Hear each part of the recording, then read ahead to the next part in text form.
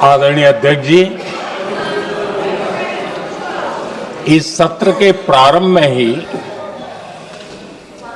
मैं जब मीडिया के साथियों से बात कर रहा था तब मैंने सभी माननीय सांसदों को अपील करते हुए एक बात का उल्लेख किया था। मैंने कहा था कि ये सत्र भारत के विजयोत्सव का सत्र है।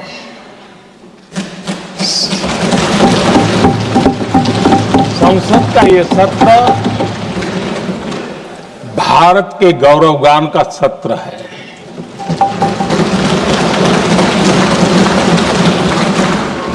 आदरणीय अध्यक्ष जी, जब मैं विजयोत्सव की बात कर रहा हूं तब मैं कहना चाहूंगा कि ये विजयोत्सव आतंकी हेडक्वार्टर्स को मिट्टी में मिलाने का है।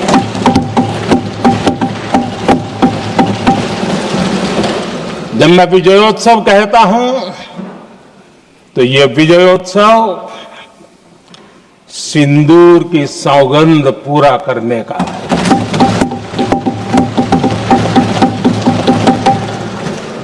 मैं जब ये विजयोत्सव कहता हूं तो ये भारत की सेना के शौर्य और सामर्थ्य का विजय गाथा कह रहा है। जब मैं विजयोत्सव कह रहा हूं तो 140 करोड़ भारतीयों की एकता, इच्छा शक्ति, उसके एक अप्रतिम जीत का विजयोत्सव की बात करता हूं। आदरणीय अध्यक्ष जी, मैं इसी विजय भाव से इस सदन में भारत का पक्ष रखने के लिए खड़ा हुआ।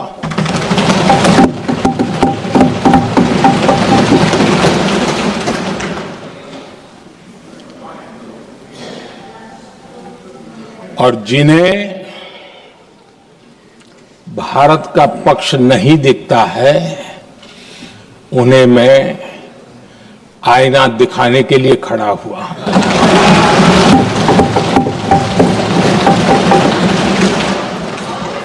आदरणीय अध्यक्ष जी, मैं 140 करोड़ देशवासियों की भावनाओं में अपना स्वर मिलाने के लिए उपस्थित हुआ हूं।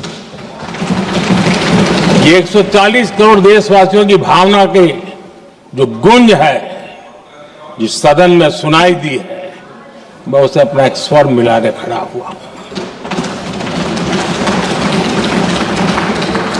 आदरणीय अध्यक्ष जी, ऑपरेशन सिंदूर के दरमियान जिस प्रकार से देश के लोगों ने मेरा साथ दिया, मुझे आशीर्वाद दिए,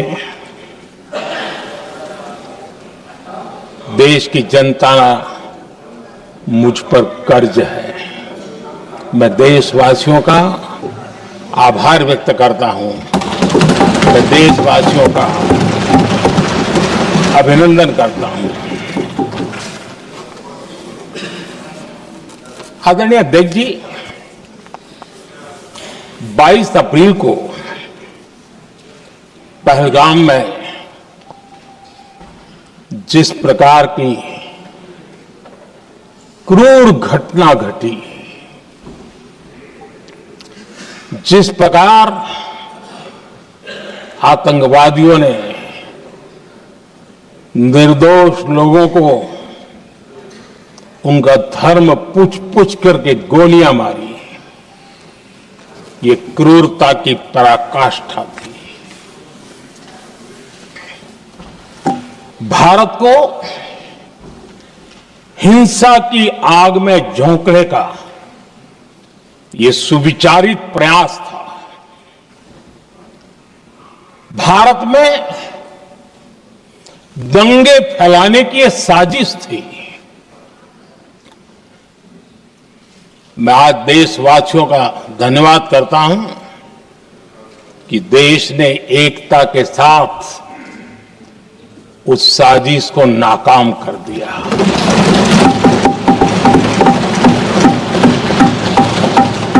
आदरणीय अध्यक्ष जी,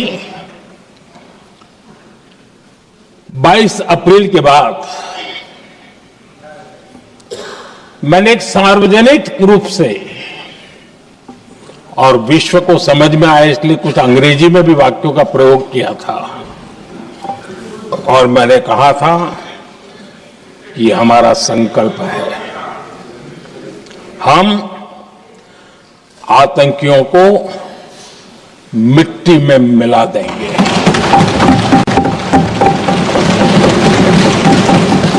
और मैंने सार्वजनिक रूप से कहा था, सजा उनके आकाओं को भी होगी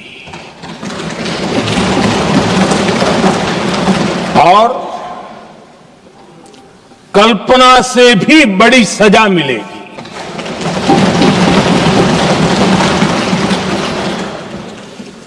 22 अप्रैल को मैं विदेश था, मैं तुरंत लौट के आया और आने के तुरंत बाद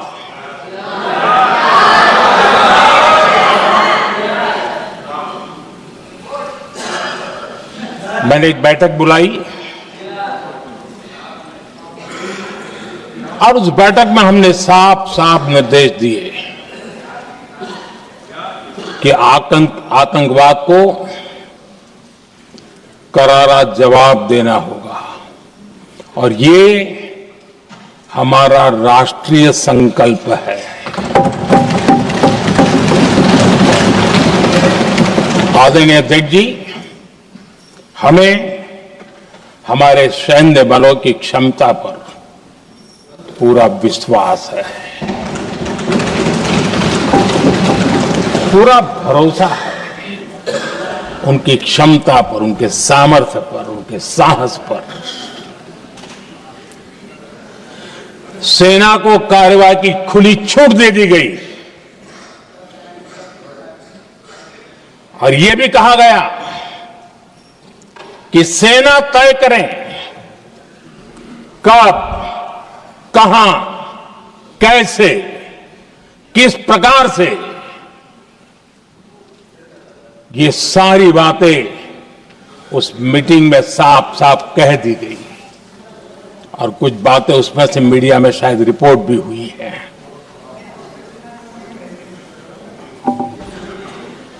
हमें गर्व है,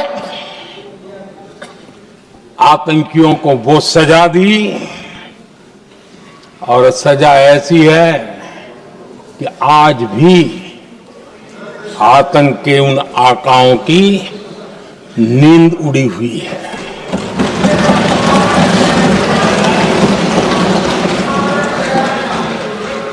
आदरणीय अध्यक्ष जी, मैं हमारी सेना की सफलता के उससे जुड़े भारत के उस पक्ष को सदन के माध्यम से देशवासियों के सामने रखना चाहता हूं।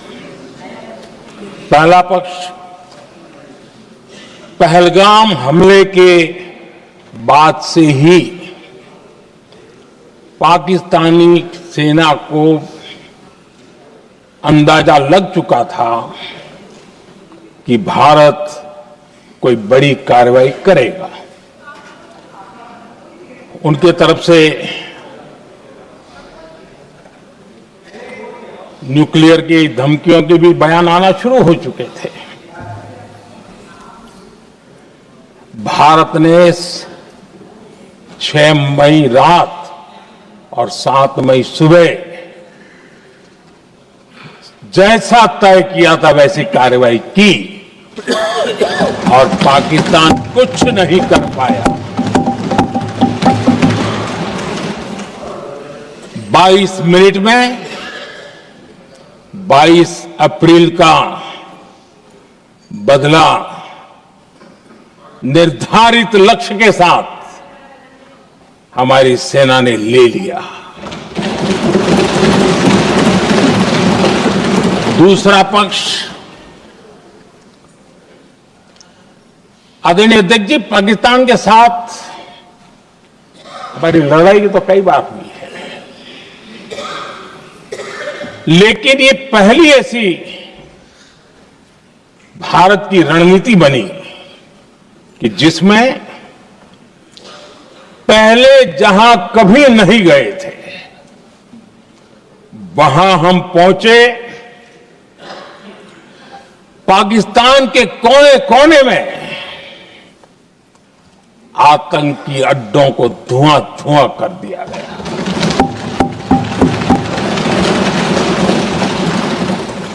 आतंक के गढ़ कोई सोच नहीं सकता कि वहां तक कोई जा सकता है। बहावलपुर और मुर्ग के उसको भी जमींदोस्त कर दिया गया। आदरणीय अध्यक्ष जी,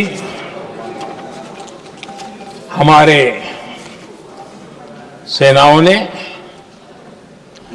आतंकी अड्डों को तबाह कर दिया। तीसरा पक्ष, पाकिस्तान की न्यूक्लियर धमकी को हमने झूठा साबित कर दिया।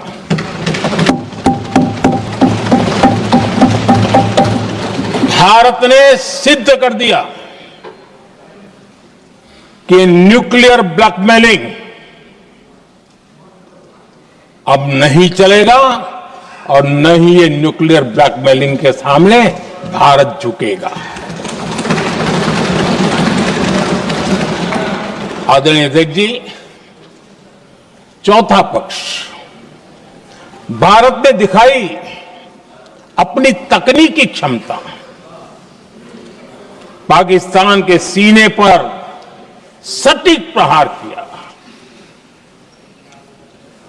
पाकिस्तान के एयरबेस एसेट्स को भारी नुकसान हुआ और आज तक उनके कई एयरबेस आईसीयू में पड़े हैं। आज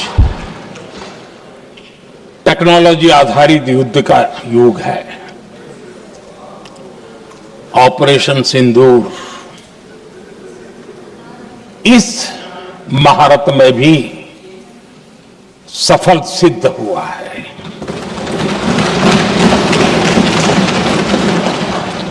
अगर पिछले 10 साल में जो हमने तैयारियां की हैं वो न की होती तो इस तकनीक के युग में हमारा कितना नुकसान हो सकता था, इसका हम अंदाज लगा सकते हैं। पांचवा पक्ष,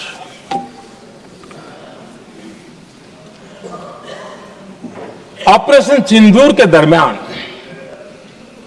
पहली बार हुआ जब आत्मनिर्भर भारत की ताकत को दुनिया ने पहचाना। Made in India drone, made in India missile ने पाकिस्तान के हथियारों की पोल खोल करके रख दी।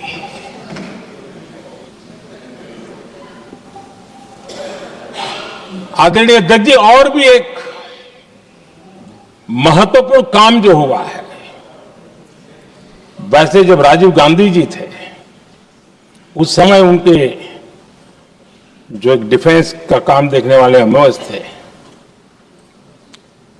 उन्होंने जब मैंने सीडीएस की घोषणा की तो वो बहुत प्रसन्न होकर के मुझे मिलने आए थे और बहुत बहुत प्रसन्न थे वो। इस समय ऑपरेशन में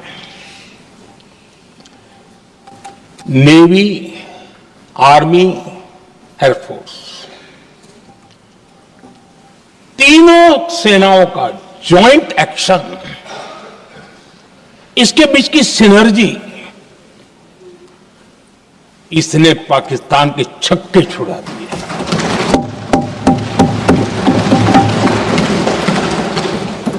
आदरणीय अध्यक्ष जी, आतंक की घटनाएं पहले भी देश में होती थी, लेकिन पहले आतंकवादियों के मास्टरमाइंड निश्चिंत होते थे और वो आगे की तैयारी में लगे रहते थे। उनको पता था कुछ नहीं होगा। लेकिन अब स्थिति बदल गई है। अब हमले के बाद मास्टरमाइंड को नींद नहीं आती। उनको पता है कि भारत आएगा और मार के जाएगा।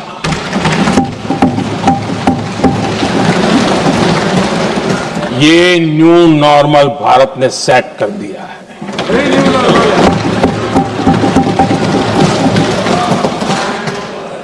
आदरणीय अध्यक्ष जी, दुनिया ने देख लिया कि हमारी कार्यवाही का दायरा कितना बड़ा, स्केल कितना बड़ा। सिंदूर से लेकर के सिंधु तक पाकिस्तान पर कार्रवाई की है।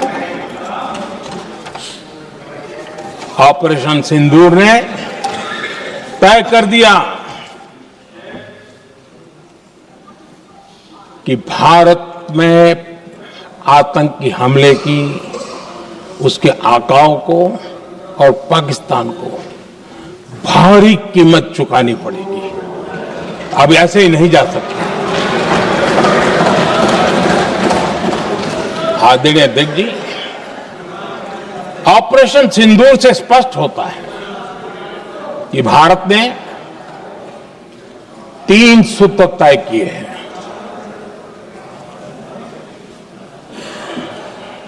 अगर भारत पर आतंकी हमला हुआ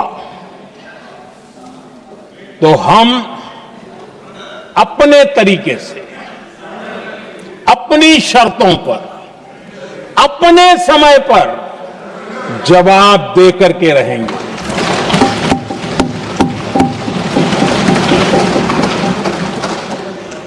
दूसरा, कोई भी न्यूक्लियर ब्लैकमेल अब नहीं चलेगा।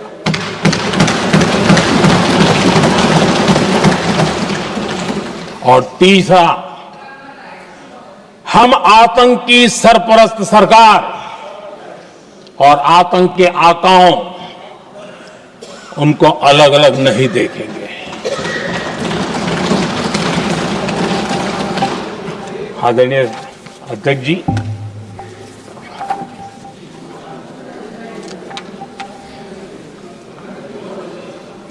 यहां पर विदेश नीति को लेकर के भी काफी बातें कही गई हैं।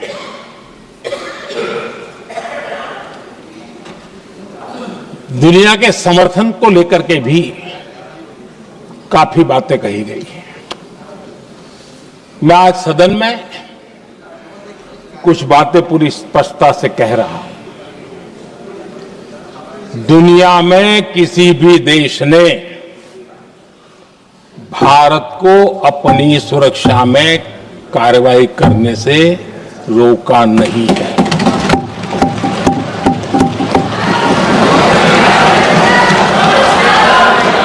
संयुक्त राष्ट्र 193 कंट्रीज,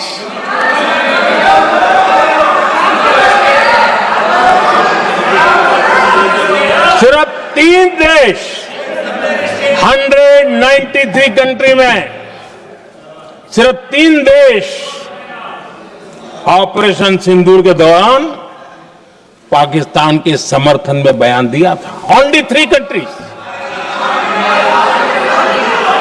क्वाड हो, ब्रिक्स हो, फ्रांस, रूस, जर्मनी, कोई भी देश का नाम ले लीजिए, तमाम देश दुनिया भर से भारत को समर्थन मिला है।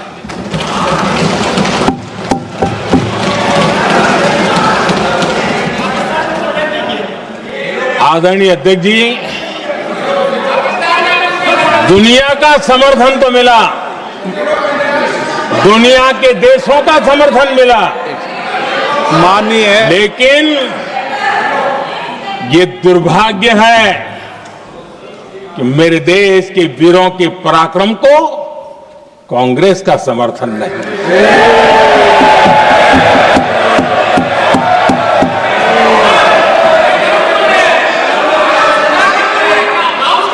22 अप्रैल के बाद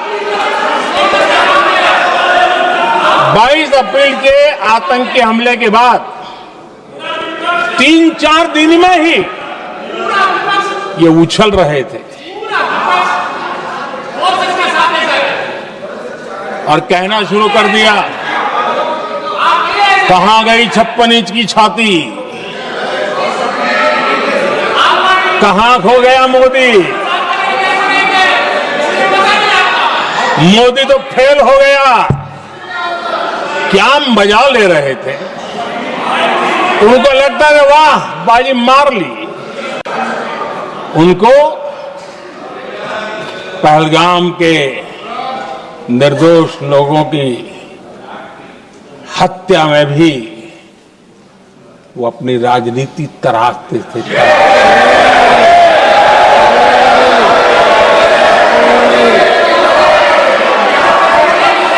अपनी स्वार्थी राजनीति के लिए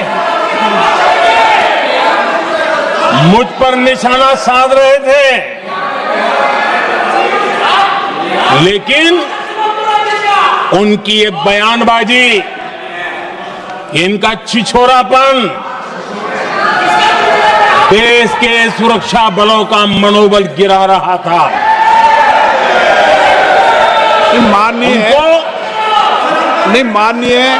प्रतिपक्ष के नेता, एक मिनट, प्रतिपक्ष के नेता आपकी बात सबने ध्यान से सुनी। आप बेटे कांग्रेस के और नेताओं को से ये उचित नहीं है आपके लिए। न भारत के सामर्थ्य पर भरोसा है और न ही भारत की सेनाओं पर, इसलिए वो लगातार ऑपरेशन सिंदूर पर सवाल उठा रहे हैं। ऐसा करके आप लोग मीडिया में हेडलाइंस तो ले सकते हैं, लेकिन देशवासियों के दिलों में जगह नहीं बना सकते।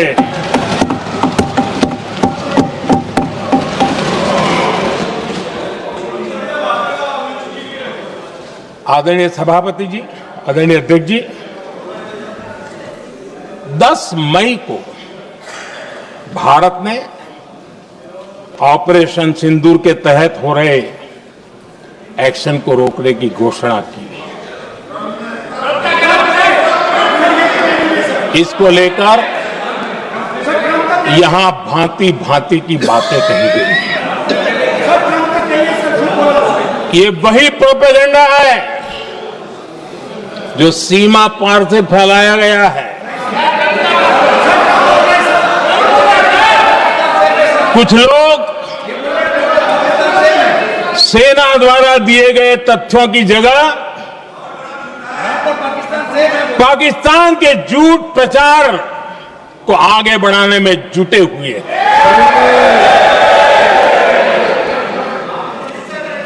जबकि भारत का रुख हमेशा स्पष्ट रहा है। आदरणीय अध्यक्ष जी, कुछ चीजें मैं जरा स्मरण भी कराना चाहता हूं। जब सर्जिकल स्ट्राइक हुआ, उस समय हमने लक्ष्य तय किया था, हमारे जवानों को तैयार करके, कि हम उनके इलाके में जाकर के आतंकियों के जो लॉन्चिंग पैड है उनको नष्ट करेंगे।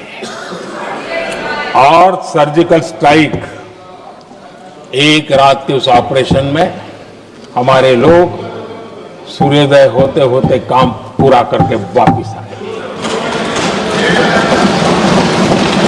लक्ष्य निर्धारित था कि ये करना है।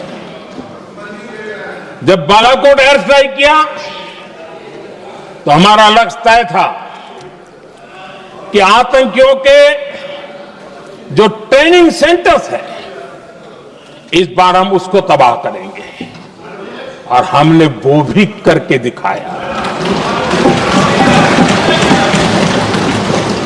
ऑपरेशन सिंदूर के समय हमारा लक्ष्य तय था और हमारा लक्ष्य था कि आतंक के जो एपी सेंटर है और पहलगाम के आतंकियों को जहां से पुरजोश योजना बनी, ट्रेनिंग मिली, व्यवस्था मिली, उस पर हमला करेंगे। हमने उनके नाभि पर हमला कर दिया।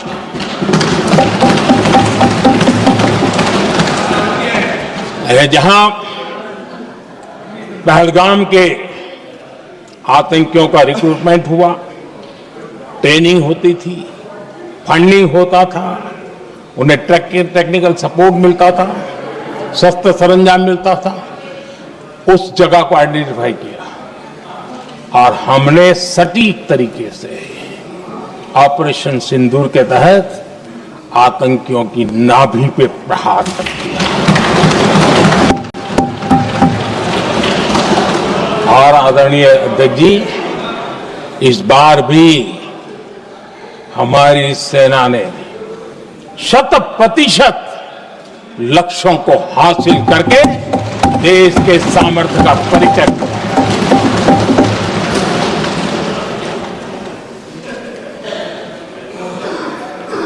कुछ लोग जानबूझ करके कुछ चीजें भूलने में इंटरेस्टेड होते हैं। देश भूलता नहीं है, देश को याद है। 6 रात और 7 मई सुबह ऑपरेशन हुआ था और 7 मई को सुबह भारत ने प्रेस कॉन्फ्रेंस हमारी सेना ने की और इस प्रेस कॉन्फ्रेंस में भारत ने स्पष्ट कर दिया था और पहले दिन से क्लियर था कि हमारा लक्ष्य है आतंकियों के आका, आतंकियों की जो व्यवस्थाएं जहां से होती है वो और उनके अड्डे, उनको हम ध्वस्त करना चाहते थे और हमने प्रेस कॉन्फ्रेंस में कह दिया था, हमने हमारा काम कर दिया है, हमने जो तय किया था पूरा कर दिया है। और इसलिए 6-7 मई को ऑपरेशन हमारा संतोषजनक होने के तुरंत बाद कल जो राजनाथ जी ने कहा था, मैं डंके की चोट पर दोबारा दोहराता हूं, भारत की सेना ने पाकिस्तान की सेना को चंद मिनटों में बता दिया कि हमारा ये लक्ष्य था, हमने लक्ष्य पूरा कर दिया है, ताकि उनको पता चले और हमें भी पता चले कि उनके दिल दिमाग में क्या चलता है।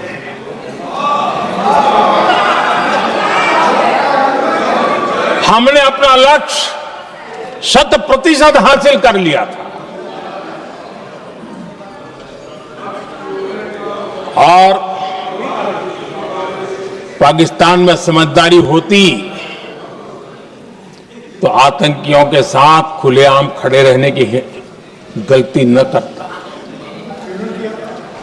उसने निर्लज्ज होकर के आतंकवादियों के साथ खड़े रहने का फैसला किया। हम पूरी तरह तैयार थे, हम भी मौके की तलाश में थे, लेकिन हमने दुनिया को बताया था कि हमारा लक्ष्य आतंकवाद है, आतंकवादी आता है, आतंकवादी ठिकाने हैं, वो हमने पूरा कर दिया। लेकिन जब पाकिस्तान ने आतंकियों की मदद में आने का फैसला किया और मैदान में उतरने की हरकत की, तो भारत की सेना ने सालों तक याद रह जाए ऐसा करारा जवाब दे करके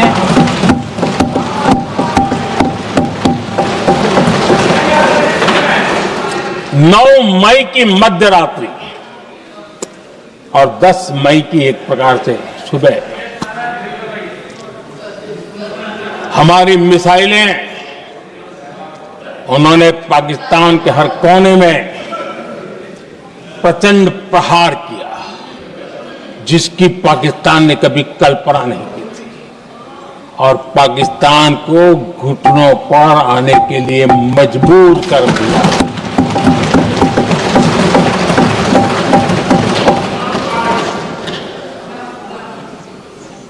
और आपने टीवी में भी देखा है, वहां से क्या बयान आते थे।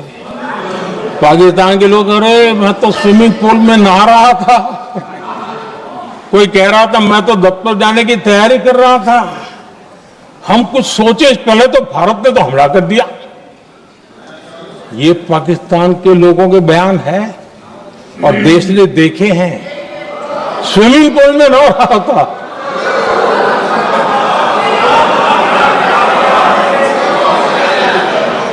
और जब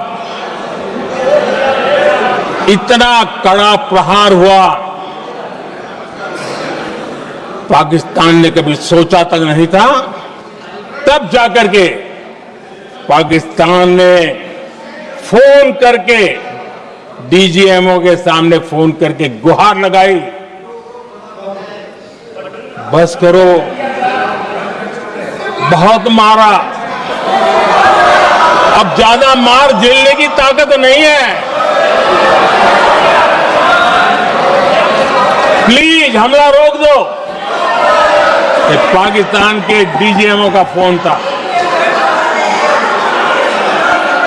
और भारत ने तो पहले दिन ही कह दिया था, 7 तारीख सुबह की प्रेस देख लीजिए, कि हमने हमारा लक्ष्य पूरा कर दिया है, अगर आप कुछ करोगे तो महंगा पड़ेगा। और आप धीरे ऐसे कैसे चलता है? प्लीज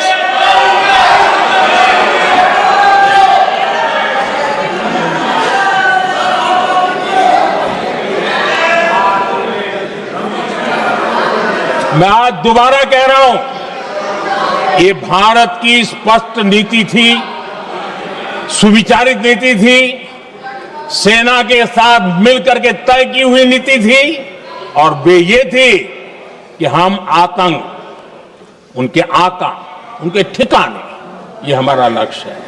और हमने कहा, पहले दिन प्रेस कॉन्फ्रेंस में कहा है कि हमारा एक्शन नॉन एक्सीलेटरी है, ये हमने कह करके किया है।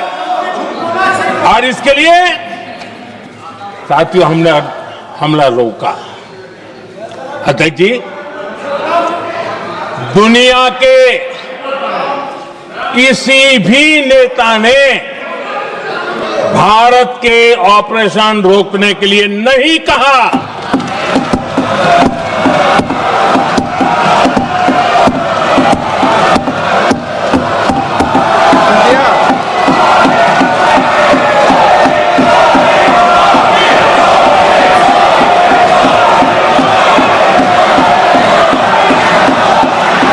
उसी दौरान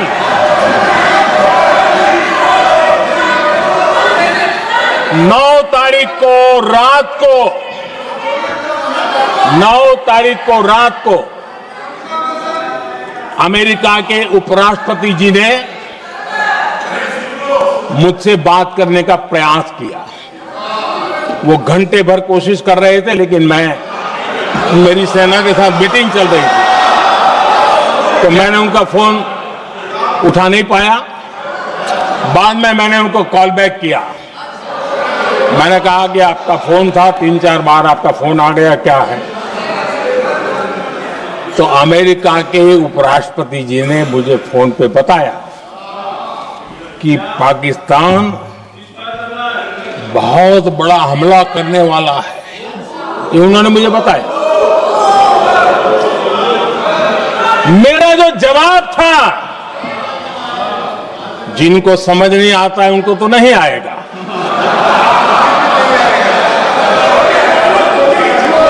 मेरा जवाब था, अगर पाकिस्तान का ये इरादा है तो उसे बहुत महंगा पड़ेगा। कि मैंने अमेरिका के उपराष्ट्रपति को कहा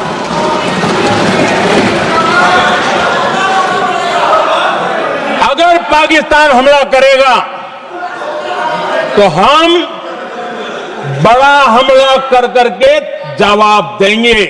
ये मेरा जवाब था।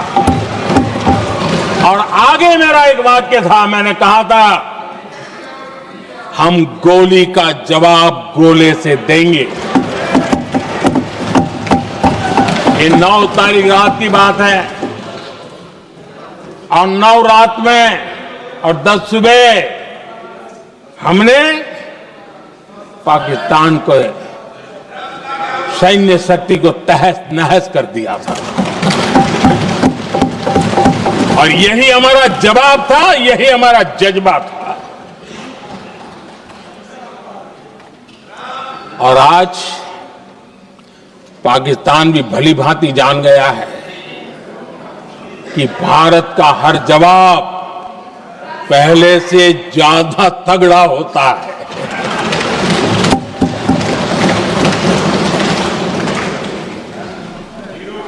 उसे यह भी पता है कि अगर भविष्य में नौबत आई तो भारत आगे कुछ भी कर सकता है।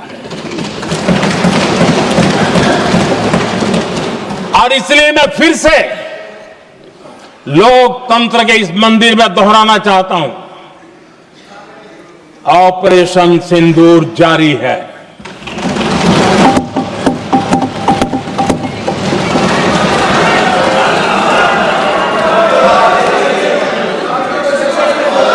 पाकिस्तान ने दुस्साहस की अगर कल्पना की तो उसे करारा जवाब दिया जाएगा।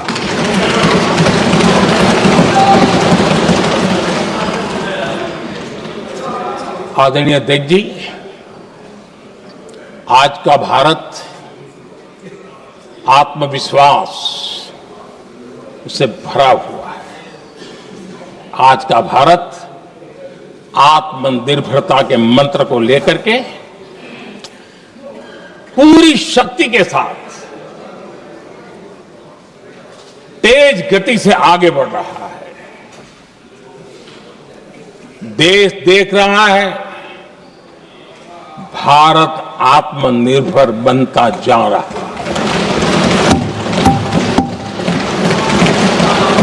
लेकिन देश ये भी देख रहा है कि एक तरफ तो भारत आत्मनिर्भरता की ओर तेज गति से आगे बढ़ रहा है, लेकिन कांग्रेस मुद्दों के लिए पाकिस्तान पर निर्भर होती जा रही है।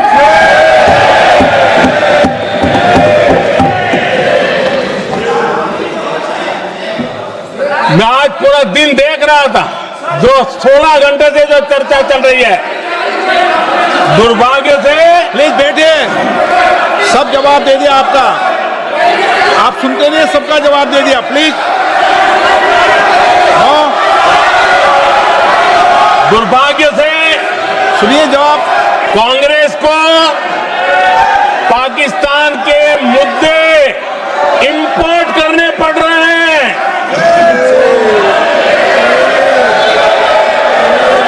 आदरणीय अध्यक्ष जी, आज के वॉरफेयर में इंफॉर्मेशन और नैरेटिव्स की प्लीज बैठिए। बहुत बड़ी भूमिका है। नैरेटिव घड़ करके, एआई का भी भरपूर उपयोग करके सेनाओं के मनोबल को कमजोर करने के खेल भी खेले जाते हैं। जनता के अंदर अविश्वास पैदा करने के भी भरपूर प्रयास होते हैं। दुर्भाग्य से कांग्रेस और उसके सहयोगी पाकिस्तान के ऐसे ही प्रपंच के प्रवक्ता बन चुके हैं।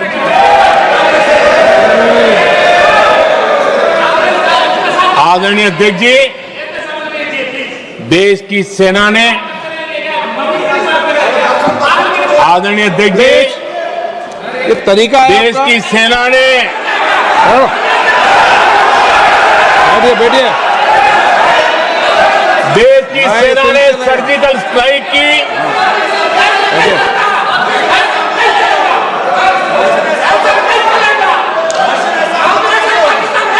जब बैठिए बैठिए। आदरणीय अध्यक्ष जी, देश की सेना ने सफलतापूर्वक सर्जिकल स्ट्राइक की तो तुरंत कांग्रेस वालों ने सेना से सबूत मांगे थे, लेकिन जब उन्होंने देश का मूड देखा,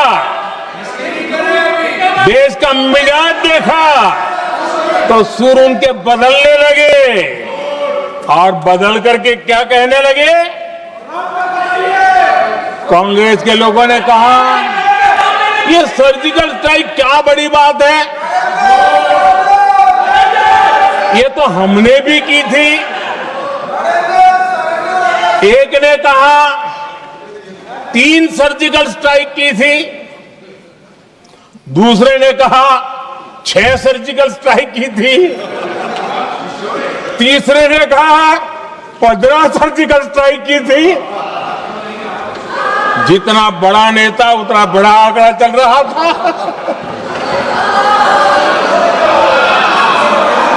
आदरणीय अध्यक्ष जी, इसके बाद बालाकोट में सेना ने एयर स्ट्राइक की। अब एयर स्ट्राइक तो ऐसी थी कि वो कुछ कह नहीं सकते थे, इसलिए ये तो नहीं कहा कि भाई हमने भी की थी। उसमें तो उन्होंने समझदारी दिखाई, लेकिन फोटो मांगने लगे। एयर स्ट्राइक हुई तो फोटो दिखाओ, क्या कहां गिरा, क्या तोड़ा, कितने मरे, बस यही पूछते रहे। पाकिस्तान भी यही पूछता था, ये भी यही पूछते थे। इतना ही नहीं, आदरणीय अध्यक्ष जी, जब पायलट अभिनंदन पकड़े गए तो पाकिस्तान में तो खुशी का माहौल होना स्वाभाविक था कि उनके हाथ में भारतीय सेना का एक पायलट उनके हाथ लगा था। लेकिन यहां पर भी कुछ लोग थे जो कानों कानों में कह रहे थे अब मोदी फंसा, अब अभिनंदन वहां है, मोदी ला करके दिखा दे, अब देखते हैं मोदी क्या करता है। आज डंके की चोट पर अभिनंदन वापिस आएगा।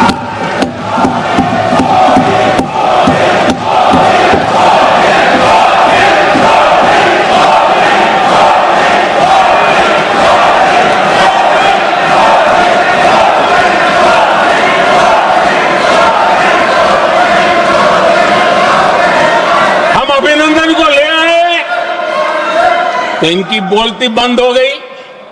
इनको लगा यार ये नसीब वाला आदमी है, हमारा हथियार हाथ से निकल गया। आदरणीय अध्यक्ष जी, पहलगाम हमले के बाद हमारा बीएसएफ का एक जवान पाकिस्तान के कब्जे में गया,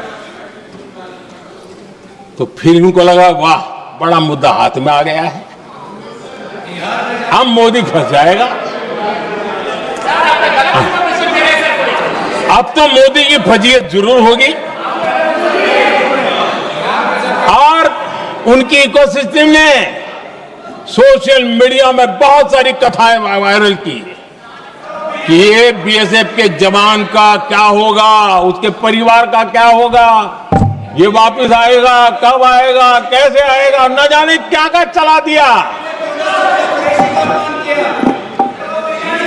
आदरणीय अध्यक्ष जी, बीएसएफ का वो जवान भी आन बान शान के साथ वापस आया।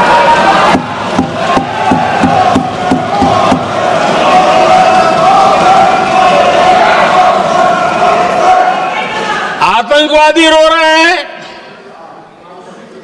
आतंकवादियों के आका रो रहे हैं और उनको रोते देखकर यहां भी कुछ लोग रो रहे हैं।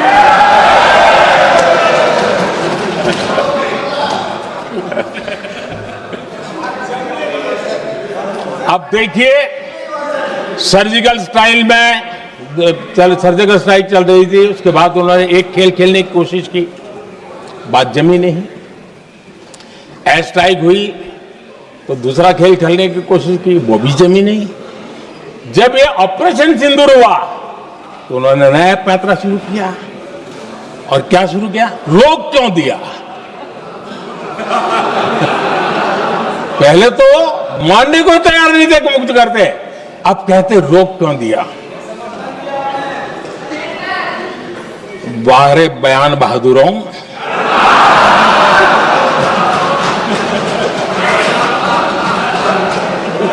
आपको विरोध का कोई न कोई बहाना चाहिए। और इसलिए सिर्फ मैं नहीं, पूरा देश आप पर हंस रहा है।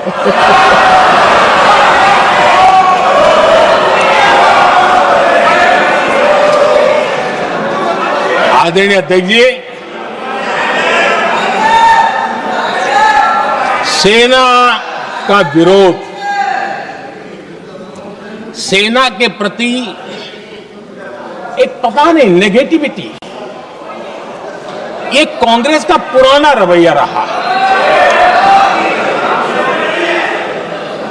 देश ने अभी अभी करगिल विजय दिवस मनाया,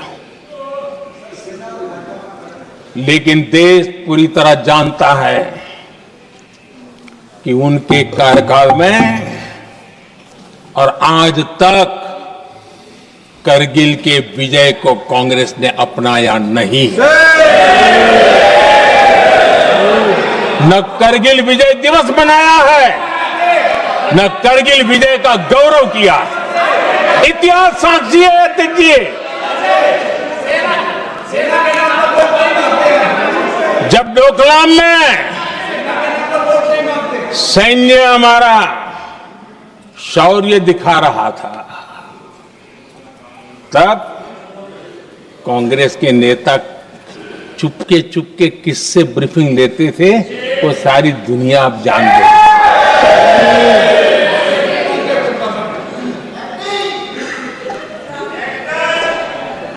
आप निकाल दीजिए पाकिस्तान के सारे बयान और यहां हमारा विरोध करने वाले लोगों के बयान, फुल स्टॉप कॉमा के साथ एक है। क्या कहेंगे इसको? और बुरा लगता है सच बोलते हैं तो। पाकिस्तान के साथ सुर में सुर मिला दिया जाता है। आदरणीय अध्यक्ष जी, देश हैरान है, कांग्रेस ने पाकिस्तान को क्लीन चिट दे दी है।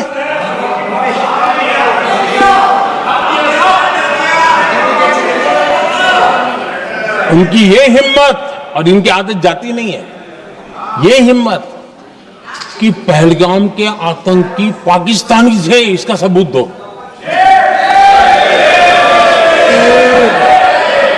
क्या कह रहे हो तुम लोग? तो कौन सा तरीका है? और यही मांग पाकिस्तान कर रहा है जो कांग्रेस कर रही है। और आदरणीय अध्यक्ष जी, आज जब सबूतों की कोई कमी नहीं है, सब कुछ आंखों के सामने दिखता है, तब ये हालत है। अगर ये सबूत ना होते तो क्या करते ये लोग, आप बताइए। आदरणीय अध्यक्ष जी,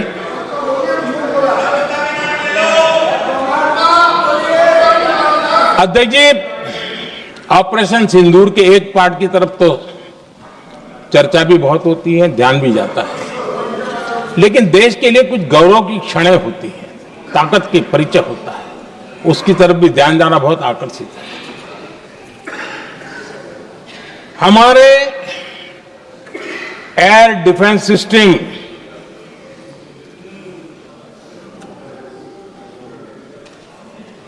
दुनिया में इसकी चर्चा है।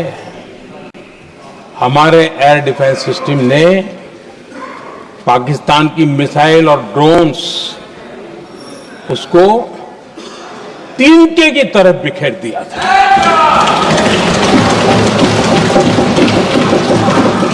आदरणीय अध्यक्ष जी, मैं एक आंकड़ा आज बताना चाहता हूं,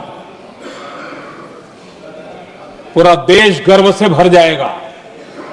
कुछ लोगों का क्या होगा मैं नहीं जानता, पूरा देश गर्व से भर जाएगा। 9 मई को पाकिस्तान ने करीब 1000 मिसाइलों और आर्म्ड ड्रोन्स के भारत पर बहुत बड़ा हमला करने की कोशिश की। 1000 ये मिसाइलें भारत के किसी भी हिस्से पर गिरती तो वहां भयंकर तबाही मचती, लेकिन 1000 मिसाइल्स और ड्रोन्स को भारत ने आसमान में ही चूर चूर कर दिया।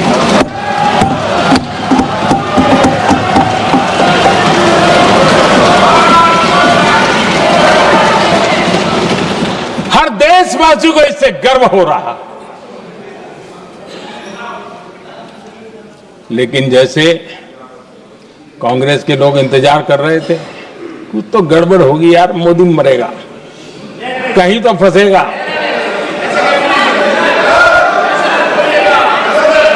पाकिस्तान ने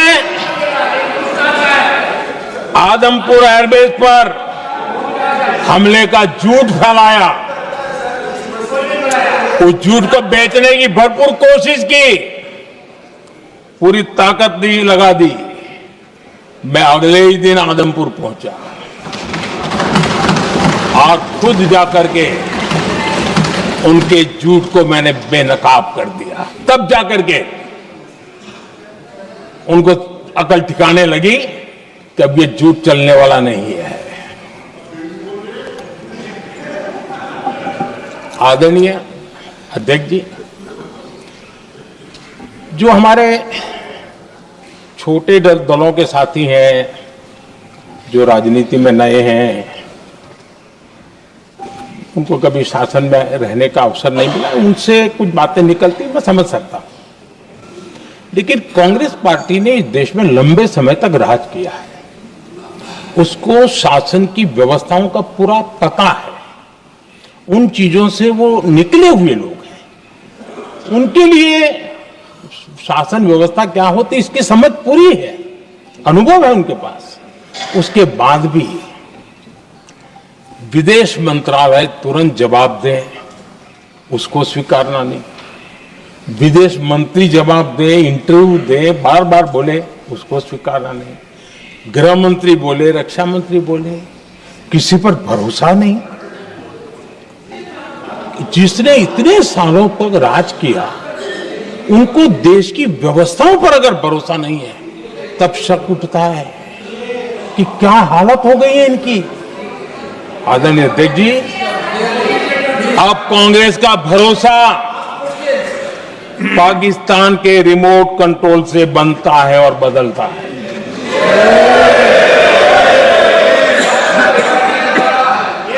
आदरणीय अध्यक्ष जी, एक बिल्कुल कांग्रेस के नए सदस्य, यानी उनको तो क्षमा करनी चाहिए, नए सदस्य को क्या कहेंगे, लेकिन कांग्रेस के आका जो उनको लिख करके देते हैं और उनसे बुलवाते हैं, खुद में हिम्मत नहीं है, उनसे बुलवाते हैं कि ऑपरेशन सिंदूर, ये तो तमाशा था, ये आतंकवादियों ने जिन 26 लोगों को मौत के घाट उतारा था ना, उस भयंकर क्रूर घटना पर ये तेजाब छिड़कने वाला पाप है। तमाशा कहते हो? आपकी ऐसा सहमति हो सकती है? और ये कांग्रेस के नेता बुलवाते हैं।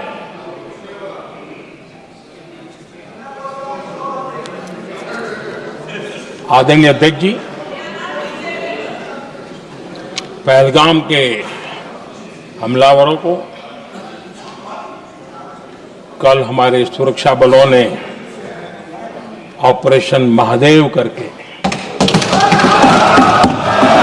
अपने अंजाम तक पहुंचाया।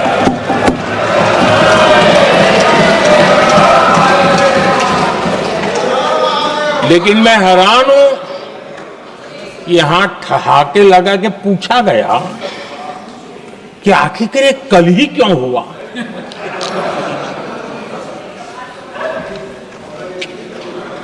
अब ये क्या हो गया है मुझे समझ नहीं आ रहा है। क्या ये ऑपरेशन के लिए कोई सावन महीने का सोमवार ढूंढा गया था क्या? क्या हो गया है इन लोगों को? हताशा, निराशा इस हद तक।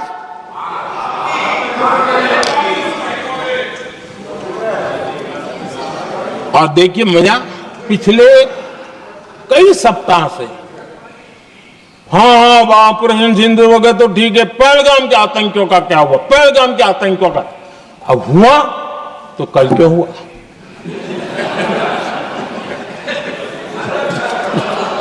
और कल ही क्यों हुआ?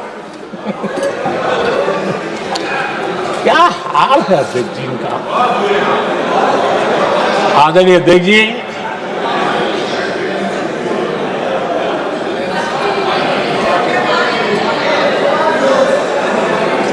आदरणीय अध्यक्ष जी, शास्त्रों में कहा गया है, हमारे शास्त्रों में कहा गया है, शस्त्रेण रक्षिते राष्ट्रे, शस्त्रेण रक्षिते राष्ट्रे शास्त्र चर्चा प्रवर्तते। अर्थात जब राष्ट्र शस्त्र से सुरक्षित होते हैं तभी वहां शास्त्र की, ज्ञान की चर्चाएं जन्म ले पाती है। जब सीमा पर सेनाएं मजबूत होती है तभी लोकतंत्र प्रखर होता है। आदरणीय अध्यक्ष जी, ऑपरेशन सिंदूर बीते दशक में भारत की सेना के सशक्तिकरण का एक साक्षात प्रमाण है। ऐसे ही नहीं हुआ है। कांग्रेस के शासन के दौरान सेनाओं को आत्मनिर्भर बनाने के संबंध में सोचा तक नहीं जाता था। आज भी आत्मनिर्भर शब्द की मजाक उड़ाई जाती है। वैसे वो महात्मा गांधी से आया हुआ है, लेकिन आज भी मजाक उड़ाई जाती है। हर रक्षा सौदे में कांग्रेस अपने मौके खोजती रहती थी।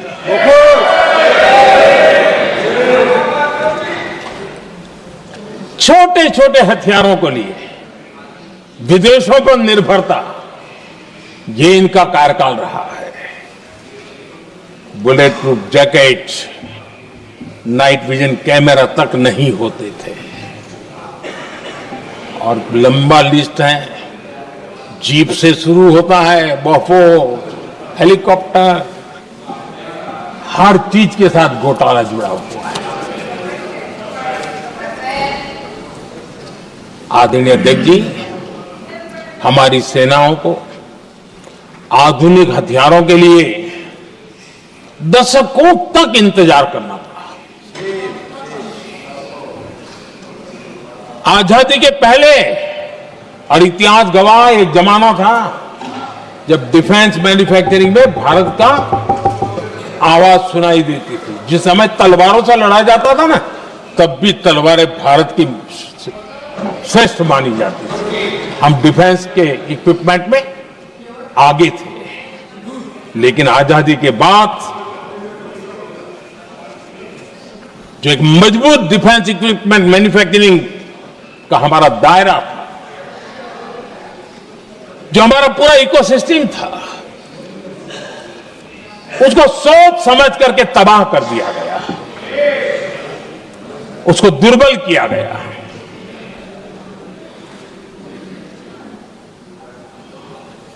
रिसर्च और मैन्युफैक्चरिंग के लिए रास्ते बंद कर दिए गए।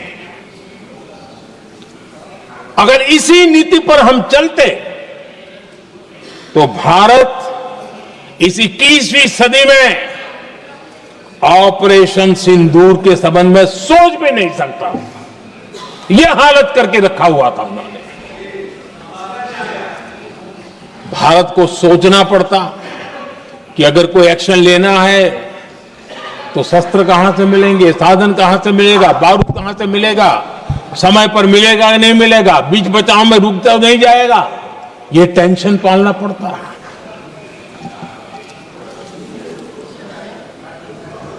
आदरणीय अध्यक्ष जी, बीते एक दशक में मेक इन इंडिया हथियार सेना को मिले, उन्होंने इस ऑपरेशन में बहुत निर्णायक भूमिका निभाई।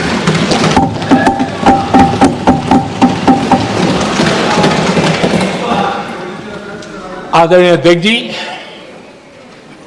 एक दशक पहले भारत के लोगों ने संकल्प लिया, हमारा देश सशक्त, आत्मनिर्भर और आधुनिक राष्ट्र बने। रक्षा, सुरक्षा, हर क्षेत्र में बदलाव के लिए एक के बाद एक ठोस कदम उठाए गए, सीरीज ऑफ रिफॉर्म्स किए गए और देश में सेना में जो रिफॉर्म्स हुए हैं, जो आजादी के बाद पहली बार हुए। चीफ ऑफ डिफेंस स्टाफ की नियुक्ति, ये विचार कोई नया नहीं था, दुनिया में प्रयोग भी चलते हैं, भारत में निर्णय नहीं होते थे। हमने, ये बहुत बड़ा रिफॉर्म था, हमने किया और बहुत ही, मैं हमारी तीनों सेनाओं का अभिनंदन करता हूं कि इस व्यवस्था को उन्होंने दिल से सहयोग किया है, दिल से स्वीकार किया है। सबसे बड़ी ताकत ज्वाइंटनेस और इंटीग्रेशन की इस समय नेवी हो, एयरफोर्स हो, आर्मी हो, ये इंटीग्रेशन और ज्वाइंटनेस ने हमारी ताकत को अनेक गुना बढ़ा दिया और उसका परिणाम भी हमें नजर में आया है, ये हमने करके देखा है। सरकार की जो डिफेंस प्रोडक्शन की कंपनियां थी, उसमें हमने रिफॉर्म किए। शुरुआत में वहां पर आग लगाना, आंदोलन करवाना, हड़तालें करवाने के खेल चल रहे थे, अभी भी बंद नहीं हुए हैं, लेकिन देश हित को सर्वोपरि मान करके उन डिफेंस इंडस्ट्री के हमारे जो लोग थे सरकारी व्यवस्था में, उन्होंने इसको मन से लिया, रिफॉर्म को स्वीकार किया और वो भी आज बहुत प्रोडक्टिव बन गए। इतना ही नहीं, हमने प्राइवेट सेक्टर के लिए भी डिफेंस के दरवाजे खोल दिए हैं और आज भारत का प्राइवेट सेक्टर आगे आ रहा है। आज स्टार्टअप्स डिफेंस के क्षेत्र में हमारे 27-30 साल के नौजवान, टियर 2, टियर 3 सिटी के नौजवान, कई कुछ जगह तो बेटियां स्टार्टअप का नेतृत्व कर रही है। डिफेंस के सेक्टर में सैकड़ों की तादाद में आज स्टार्टअप काम कर रहे हैं। ड्रोन्स, एक प्रकार से मैं कह सकता हूं, ड्रोन्स की जितनी भी एक्टिविटी हमारे देश में हो रही है, शायद एवरेज 30-35 की उम्र होगी, जो लोग कर रहे हैं, सारे लोग, और सैकड़ों की तादाद में कर रहे हैं। और उसका ताकत, क्योंकि इनका भी योगदान था इसमें, जिन्होंने इस प्रकार के प्रोडक्शन किए हैं, और वो हमें ऑपरेशन सिंदूर में बहुत काम आए। मैं उन सबके प्रयासों को बहुत साधुवाद करता हूं और मैं उनको विश्वास दिलाता हूं, आगे बढ़िए, अब देश रुकने वाला नहीं है। आदरणीय अध्यक्ष जी, डिफेंस सेक्टर में मेक इन इंडिया ये नारा नहीं था। हमने इसके लिए बजट पॉलिसी में जो परिवर्तन करना था, जो नए इनिशिएटिव ले रहे थे, वो नए इनिशिएटिव लिए। और सबसे बड़ी बात, क्लियर कट विजन के साथ हमने देश में make in India defence sector के अंदर तेज गति से हम आगे बढ़ रहे हैं।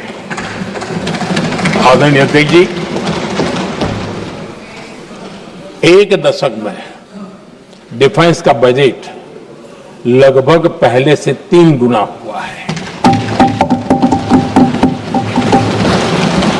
डिफेंस प्रोडक्शन में करीब करीब 250% वृद्धि हुई है, 250% वृद्धि हुई है। 11 वर्षों में डिफेंस एक्सपोर्ट 30 गुना से भी ज्यादा बढ़ा है, 30 गुना से ज्यादा। डिफेंस एक्सपोर्ट आज दुनिया के करीब 100 देशों तक हम पहुंचे। और आदरणीय अध्यक्ष जी, कुछ चीजें ऐसी होती हैं जो इतिहास में बहुत बड़ा प्रभाव छोड़ती हैं। ऑपरेशन सिंदूर ने डिफेंस का जो मार्केट है उसमें भारत का झंडा गाड़ दिया है। भारत के हथियारों की डिमांड आज बढ़ती चली जा रही है, मांग बढ़ रही है।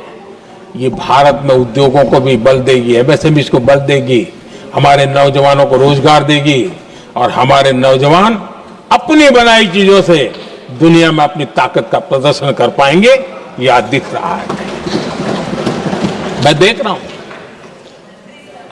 डिफेंस के क्षेत्र में जो आत्मनिर्भर भारत की दिशा में हम जो कदम उठा रहे हैं, मैं हैरान हूं। कुछ लोगों को आज भी तकलीफ हो रही है, जैसे उनका खजाना लूट गया। ये कौन सी मानसिकता है? देश को ऐसे लोगों को पहचानना होगा। आदरणीय अध्यक्ष जी, मैं स्पष्ट करना चाहता हूं, डिफेंस में भारत का आत्मनिर्भर होना ये आज की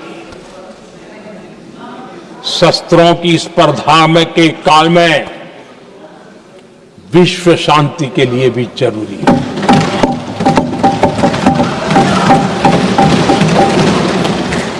मैं पहले भी कह चुका हूं, भारत युद्ध का नहीं बुद्ध का देश है।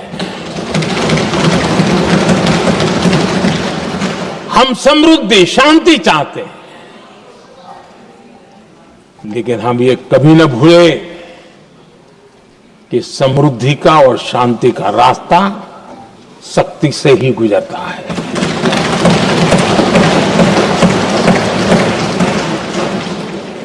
आदरणीय अध्यक्ष जी, हमारा भारत छत्रपति शिवाजी महाराज, महाराजा रणजीत सिंह, राजेंद्र चोला, महाराणा प्रताप, लसित बोरफुकन और महाराजा सुहेलदेव का देश है।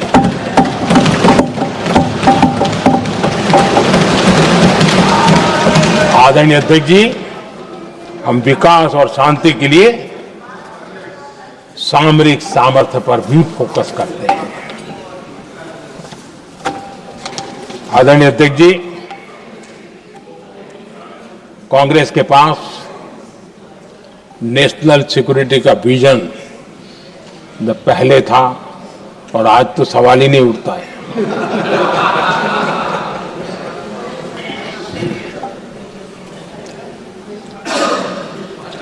कांग्रेस ने हमेशा नेशनल सिक्योरिटी पर समझौता किया। आज जो लोग पूछ रहे हैं पीओके को वापस क्यों नहीं लिया, वैसे ये सवाल मुझे ही पूछ सकते हैं और किसको पूछ सकते हैं।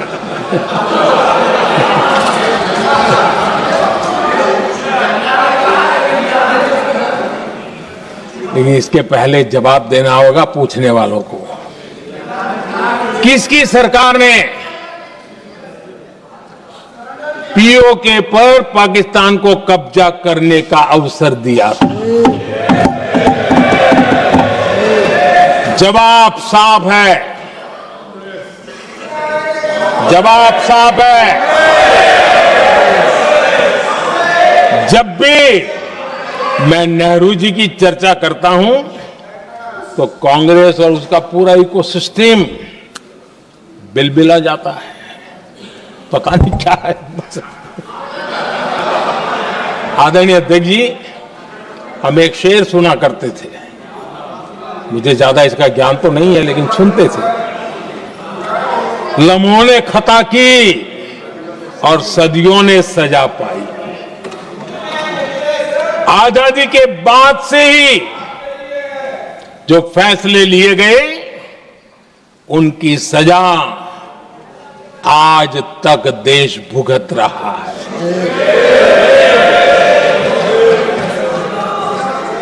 यहां बार बार एक बात का जिक्र हुआ और मैं फिर से करना चाहूंगा। अक्साई चीन की उस पूरे क्षेत्र को बंजर जमीन करार दिया गया, ये कहकर के तो बंजर है। देश की 38,000 वर्ग किलोमीटर जमीन हमें खोनी पड़ी।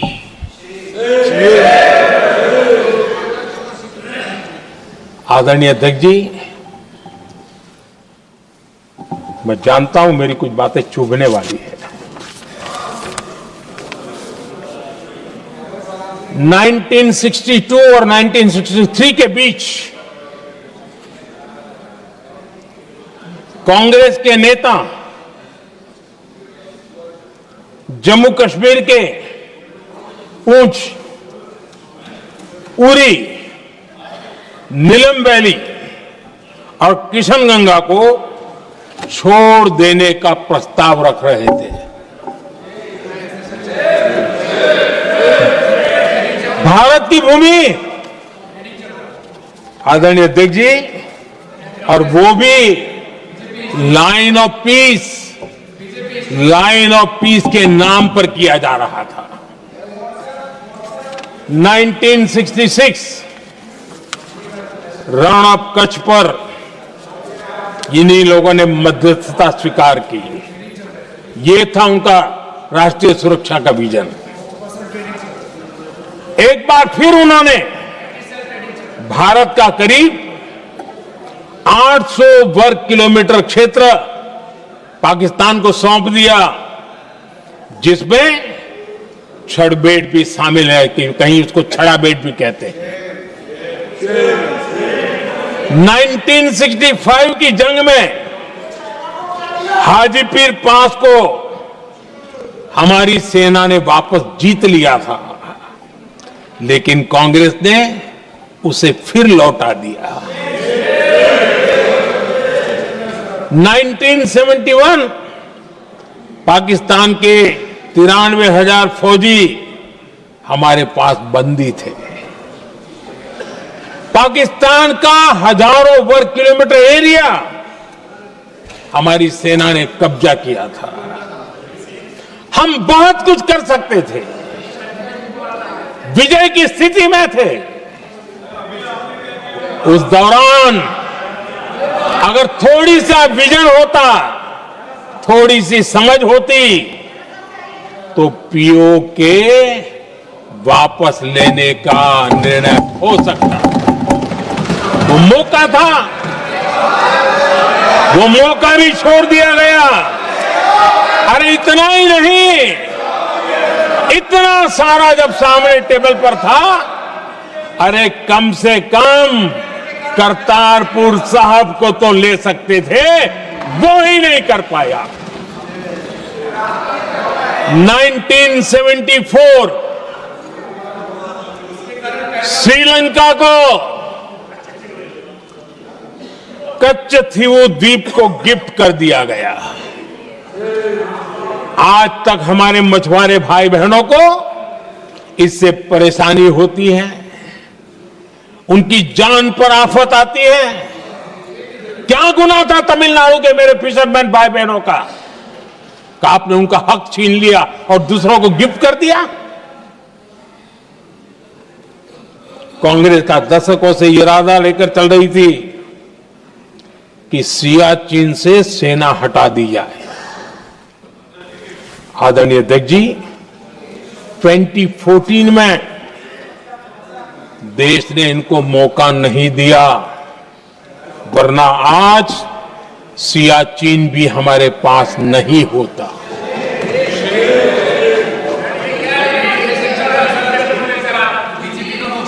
आदरणीय अध्यक्ष जी, आजकल कांग्रेस के जो लोग हमें डिप्लोमेसी का पाठ पढ़ा रहे हैं, मैं उन्हें उनकी डिप्लोमेसी याद दिलाना चाहता हूं ताकि उनको भी कुछ याद रहे, पता चले। 26/11 जैसे भयंकर हमले के बाद बहुत बड़ा आतंकी हमला था। कांग्रेस का पाकिस्तान से प्रेम नहीं रुका। इतनी बड़ी घटना 26/11 की हुई थी। विदेशी दबाव में हमले के कुछ हफ्तों के भीतर ही कांग्रेस सरकार ने पाकिस्तान से बातचीत शुरू कर दी। आदरणीय अध्यक्ष जी, कांग्रेस सरकार ने 26/11 की इतनी बड़ी घटना के बाद भी एक भी डिप्लोमेट को भारत से बाहर निकालने की हिम्मत नहीं की। छोड़ो इसे, एक वीजा तक कैंसिल नहीं किया, एक वीजा तक कैंसिल नहीं कर पाए थे। देश पर पाकिस्तानी स्पॉन्सर बड़े बड़े हमले होते गए,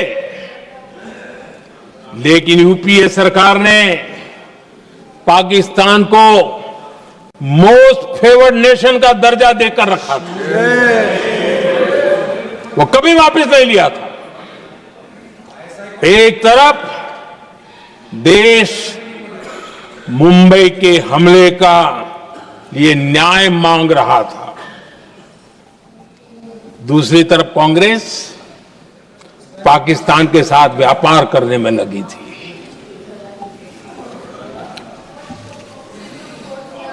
पाकिस्तान वहां से खून की होली खेलने वाले आतंकियों को भेजते रहे और कांग्रेस यहां अमन की आश के मुशायरे किया करती थी। मुशायरे होते थे। हमने आतंकवाद और अमन की आस का ये वन वे ट्रैफिक बंद कर दिया।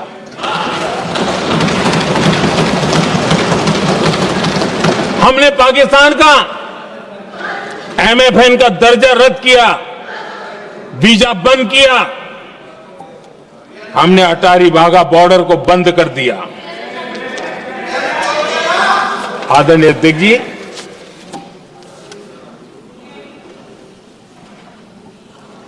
भारत के हितों को गिरवी रख देना ये कांग्रेस की पार्टी की पुरानी आदत है। इसका सबसे बड़ा उदाहरण सिंधु जल समझौता है। सिंधु जल समझौता किसने किया? नेहरू जी ने किया। और मामला किससे जुड़ा था? भारत से निकलने वाली नदियां, हमारे यहां से निकली हुई नदियां, उसका वो पानी था। और वो नदियां हजारों साल से भारत की सांस्कृतिक विरासत रही है, भारत की चैतन्य शक्ति रही है। भारत को सुजलाम सुफलाम बनाने में उन नदियों का बहुत बड़ा योगदान रहा है। सिंधु नदी जो सदियों से भारत की पहचान हुआ करती थी, उसी से भारत जाना जाता था। लेकिन नेहरू जी और कांग्रेस ने सिंधु और झेलम जैसी नदियों पर विवाद के लिए पंचायत किसको दी? वर्ल्ड बैंक को दी। वर्ल्ड बैंक फैसला करे क्या करना है। नदी हमारी, पानी हमारा।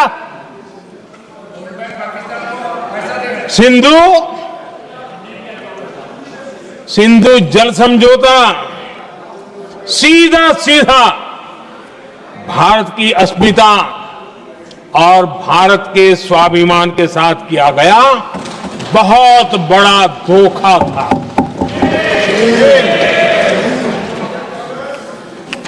आदरणीय अध्यक्ष जी, आज के देश के युवा ये बात सुनते होंगे तो उनको भी आश्चर्य होगा कि ऐसे लोग थे हमारे देश का काम करते थे।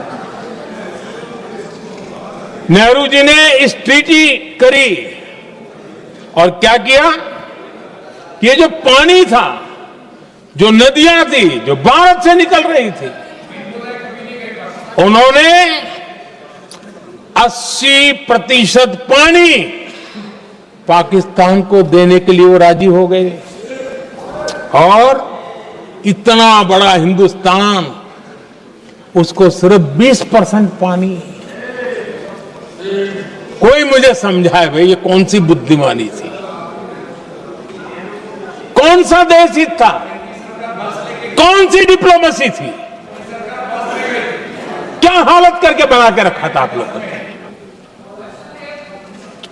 इतनी बड़ी आबादी वाला हमारा देश, हमारे यहां से निकलती हुई ये नदियां, और सिर्फ 20% पानी, और 80% पानी उन्होंने उसको दिया जो देश खुलेआम भारत को अपना दुश्मन करार कर देता रहा है, दुश्मन कहता रहा। और ये पानी पर किसका हक था? हमारे देश के किसानों का, हमारे देश के नागरिकों का। हमारा पंजाब, हमारा जम्मू कश्मीर देश के एक बहुत बड़े हिस्से को इन्होंने पानी के संकट में धकेल दिया, इस एक कारण से। और राज्यों के भीतर भी पानी को लेकर के आपस में संघर्ष पैदा हुई है, प्रतिस्पर्धा पैदा हुई, और उनका जिस पर हक था उस पर पाकिस्तान मौज करता रहा। और ये दुनिया में अपनी डिप्लोमेसी के पाठ पढ़ाते रहते हैं। आदरणीय अध्यक्ष जी, अगर ये ट्रीटी न होती तो पश्चिमी नदियों पर कई बड़ी परियोजनाएं बनती। पंजाब, हरियाणा, राजस्थान और दिल्ली, वहां के किसानों को भरपूर पानी मिलता, पीने के पानी की कोई समस्या नहीं रहती। औद्योगिक प्रगति के लिए भारत बिजली बना पाता। इतना ही नहीं, नेहरू जी ने इसके उपरांत करोड़ों रुपए भी दिए ताकि पाकिस्तान नहर बना सके।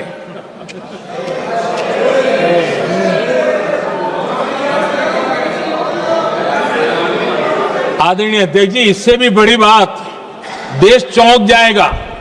ये चीजें छिपाई गई है, दबा दी गई है। कहीं भी बांध बनता है तो उसमें एक मैकेनिज्म होता है उसकी सफाई का, डीसिल्टिंग का। उसमें जो मिट्टी भर जाती है, बाकी घास वगैरह आकर के भर जाता है, तो उसकी कैपेसिटी कम होती है, तो उसकी सफाई के लिए यानी इनबिल्ट व्यवस्था होती है। नेहरू जी ने पाकिस्तान के कहने पर यह शर्त स्वीकार की है कि इन बांध में जो मिट्टी आएगी, कूड़ा कचरा आएगा और बांध भर जाएगा, इसकी सफाई नहीं कर सकते। डिसिल्टिंग नहीं कर सकते हैं। बांध हमारे यहां, पानी हमारा, लेकिन निर्णय पाकिस्तान का कि आप डिसिल्टिंग नहीं कर सकते। इतना ही नहीं, जब इस बार मैं डिटेल में गया तो एक बांध तो ऐसा है कि जहां ये डिसिल्टिंग के लिए जो गेट होता है ना, उसको वेल्डिंग कर दिया गया है ताकि कोई गलती से भी खोल करके वो मिट्टी को निकाल ना दे। पाकिस्तान ने नेहरू जी से लिखवा लिया था कि भारत बिना पाकिस्तान की मर्जी अपने बांधों में जमा होने वाली मिट्टी साफ नहीं करेगा, डिसिल्टिंग नहीं करेगा। ये समझौता देश के खिलाफ था और बाद में नेहरू जी को भी ये गलती माननी पड़ी। इस समझौते में निरंजन दास गुलाटी करके का सज्जन उसमें जुड़े हुए थे। उन्होंने एक किताब लिखी है। उस किताब में उन्होंने लिखा है कि फरवरी 1961 में नेहरू ने उनसे कहा था, गुलाटी, मुझे उम्मीद थी कि यह समझौता अन्य समस्याओं के समाधान का रास्ता खोलेगा, लेकिन हम वहीं हैं जहां पहले थे। ये नेहरू जी ने कहा। नेहरू जी केवल तत्कालिक प्रभाव देख पा रहे थे, इसलिए उन्होंने कहा कि हम वहीं के वहीं हैं, लेकिन सच्चाई ये कि इस एग्रीमेंट के कारण देश बहुत पिछड़ गया, देश बहुत पीछे चल गया और देश का बहुत नुकसान हुआ। हमारे किसानों को नुकसान हुआ, हमारी खेती को नुकसान हुआ। और नेहरू जी उस डिप्लोमेसी को जानते थे जिसमें किसान का कोई वजूद ही नहीं था। यह हाल करके रखा था उन्होंने। आदरणीय अध्यक्ष जी, पाकिस्तान आगे दशकों तक भारत के साथ युद्ध और छद्म युद्ध, प्रॉक्सी वॉर करता ही रहा, लेकिन कांग्रेस की सरकारों ने बाद में भी सिंधु जल समझौते की तरफ देखा तक नहीं, नेहरू जी की गलती को सुधारा तक नहीं। आदरणीय अध्यक्ष जी, लेकिन अब भारत ने पुरानी गलती को सुधारा है, ठोस निर्णय लिया है। भारत ने नेहरू जी द्वारा किए गई बहुत बड़ी ब्लंडर, सिंधु जल समझौते को देश हित में, किसानों के हित में एबेंस में रख दिया है। देश का अहित करने वाला ये समझौता अब इस रूप में आगे नहीं चल सकता। भारत ने तय कर दिया है, खून और पानी साथ साथ नहीं बह सकते।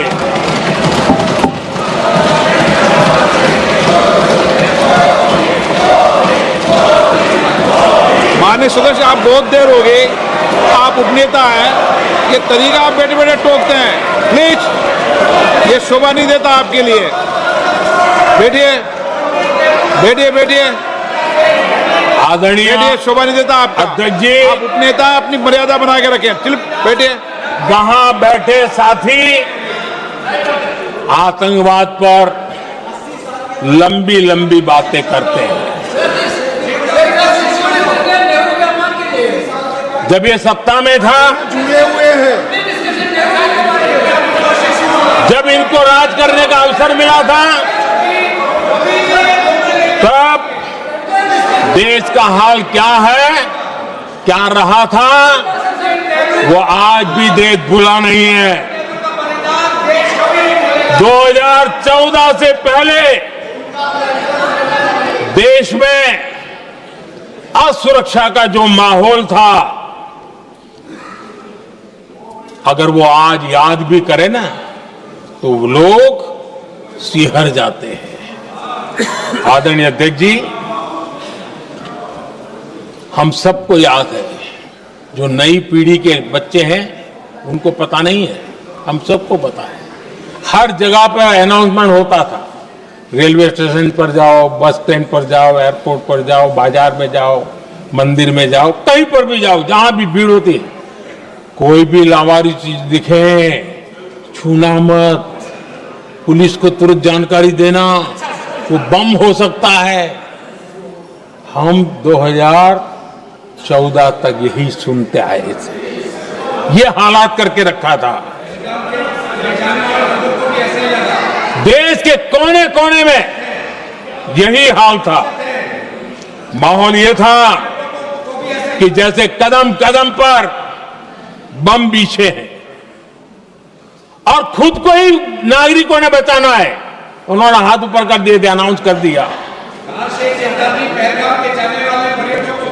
आदरणीय अध्यक्ष जी, कांग्रेस की कमजोर सरकारों के कारण देश को कितनी जानें गंवानी पड़ी, हमें अपनों को खोना पड़ा। आदरणीय अध्यक्ष जी, आतंकवाद पर लगाम लगाई जा सकती थी। हमारी सरकार ने 11 साल में ये करके दिखाया, एक बहुत बड़ा सबूत है। 2004 से 14 के बीच जो आतंकी घटनाएं होती थी, उन घटनाओं में बहुत बड़ी कमी आई है। इसलिए देश भी जानना चाहता है, अगर हमारी सरकार आतंकवाद पर नकेल कस सकती है तो कांग्रेस सरकारों की ऐसी कौन सी मजबूरी थी कि आतंकवाद को फलने फूलने दिया। आदरणीय अध्यक्ष जी, कांग्रेस के राज में आतंकवाद अगर फला फूला है तो उसका एक बड़ा कारण इनकी तुष्टीकरण की राजनीति है, वोट बैंक की राजनीति है। जब दिल्ली में बाटला हाउस एनकाउंटर हुआ, कांग्रेस के एक बड़ी नेता के आंख में आंसू थे, आतंकवादी मारे गए इसके कारण। और वोट पाने के लिए इस बात को हिंदुस्तान के कोने कोने में पहुंचाया गया। आदरणीय अध्यक्ष जी, 2001 में देश की संसद पर हमला हुआ था। तब कांग्रेस के एक बड़े नेता ने अफजल गुरु को बेनिफिट ऑफ डाउट देने की बात कही थी।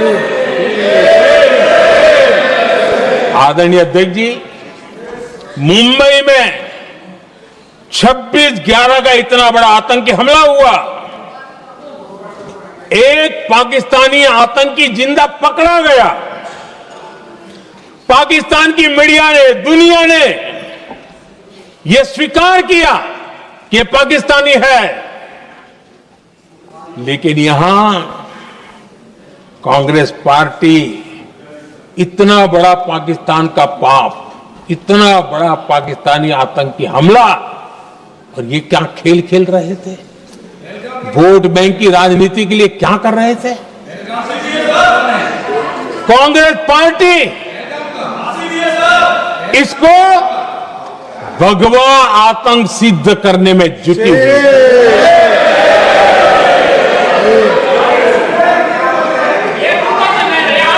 कांग्रेस दुनिया को हिंदू आतंकवाद की छड़ी बेचने में लगी हुई थी।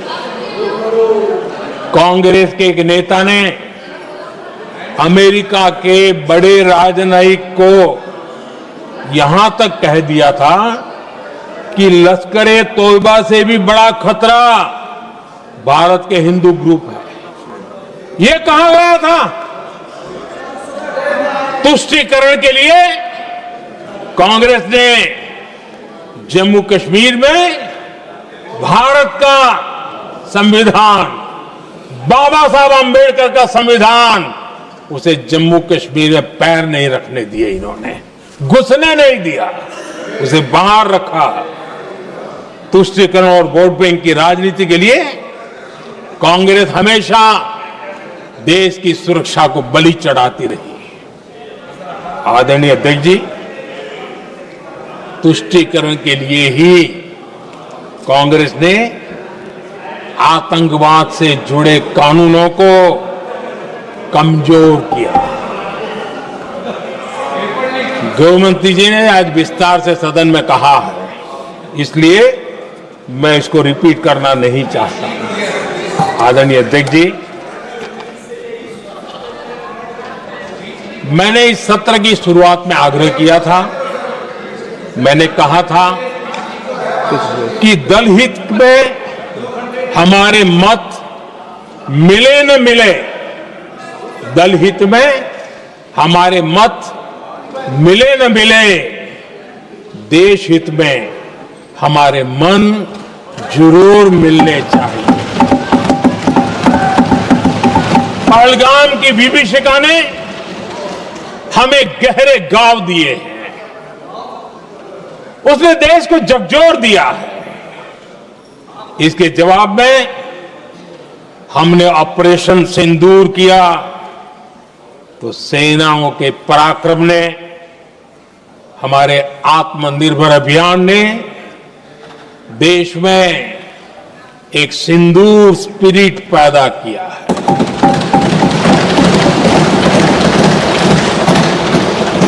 ये सिंदूर स्पिरिट हमने तब भी देखी जब दुनिया भर में हमारे प्रतिनिधि मंडल भारत की बात बताने गए। मैं उन सभी साथियों को बहुत बहुत बधाई देता हूं। आपने बहुत ही प्रभावी ढंग से भारत की बात डंके की चोट पर दुनिया के सामने रखी। लेकिन मुझे दुख इस बात का है, हैरानी भी है, जो खुद को कांग्रेस के बड़े नेता समझते हैं, उनके पेट में दर्द हो रहा है कि भारत का पक्ष दुनिया के सामने क्यों रखा गया। शायद कुछ नेताओं को सदन में बोलने पर भी पाबंदी लगा दी गई।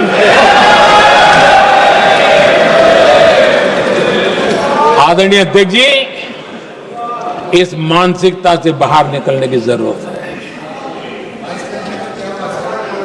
कुछ पंक्तियां मेरे मन में आती हैं, मैं अपने भाव व्यक्त करना चाहता हूं। आदरणीय अध्यक्ष जी, करो चर्चा और इतनी करो, करो चर्चा और इतनी करो कि दुश्मन दहशत से दहल उठे, दुश्मन दहशत से दहल उठे। रहे ध्यान बस इतना ही, रहे ध्यान बस इतना ही, मान सिंदूर और सेना का प्रश्नों में भी अटल रहे। हमला मां भारती पर हुआ अगर, तो प्रचंड प्रहार करना होगा। दुश्मन जहां भी बैठा हो, हमें भारत के लिए ही जीना होगा। मेरा कांग्रेस के साथियों से आग्रह है कि एक परिवार के दबाव में पाकिस्तान को क्लीन चिट देना बंद कर दें। जो देश की विजय की क्षण है, कांग्रेस उसे देश के उपहास का क्षण न बनाएं। कांग्रेस अपनी गलती सुधारें।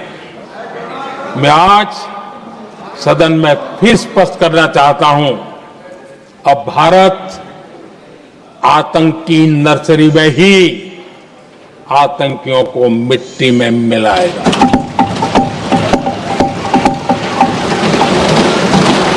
हम पाकिस्तान को भारत के भविष्य खेलने नहीं देंगे और इसलिए ऑपरेशन सिंदूर खत्म नहीं हुआ है, ऑपरेशन सिंदूर जारी है। और ये पाकिस्तान के लिए भी नोटिस है। वो जब तक भारत के खिलाफ आतंक का रास्ता रोकेगा नहीं, तब तक भारत एक्शन लेता रहेगा। भारत का भविष्य सुरक्षित और समृद्ध होगा, यही हमारा संकल्प है।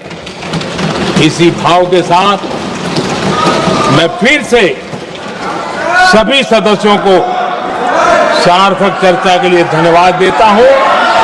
और आदरणीय अध्यक्ष जी, मैंने भारत का पक्ष रखा है, भारत के लोगों की भावनाओं को व्यक्त किया है। मैं सदन का फिर से आभार व्यक्त करता हूं। बहुत बहुत धन्यवाद।